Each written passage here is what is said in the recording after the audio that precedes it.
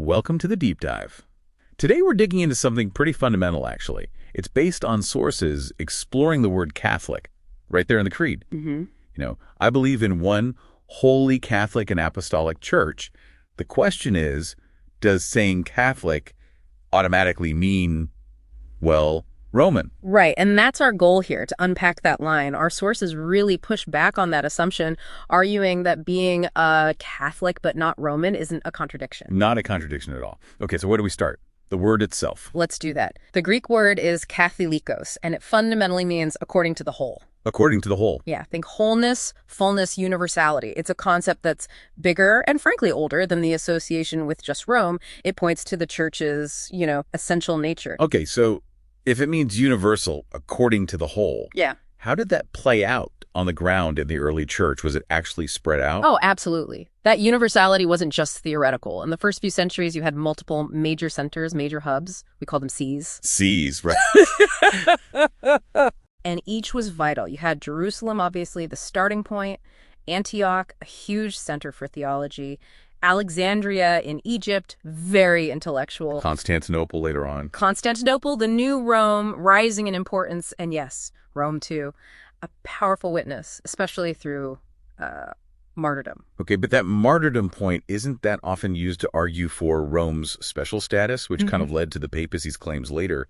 Why didn't that immediately make Catholic mean Roman? Well, that's a great question. The sources suggest that while Rome's witness was deeply respected, it was seen as a testament to the shared universal faith, not necessarily a transfer of sole authority. Ah, okay. Think about it. These centers were incredibly diverse, different languages, Greek, Latin, Syriac, different customs, but they were united. United how?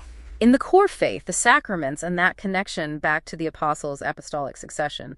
Rome was certainly a great see, a pillar, but just one pillar among several, So the idea of one single administrative center defining what's Catholic, that came later. Much later, historically speaking. It seems more tied to administrative and, let's be honest, political developments than the original understanding of a universal church united in diversity. That makes a lot of sense, historically. So fast forward to today. The sources argue there are groups that still live out this older, non-Roman understanding of Catholicity. Exactly. Communities like, say, the Orthodox churches or the Old Catholics. Old Catholics, right. They split from Rome, wasn't it, over papal infallibility? Primarily, yes, in the 19th century. But the point is, they maintained their bishops in that line of apostolic succession and their sacramental life.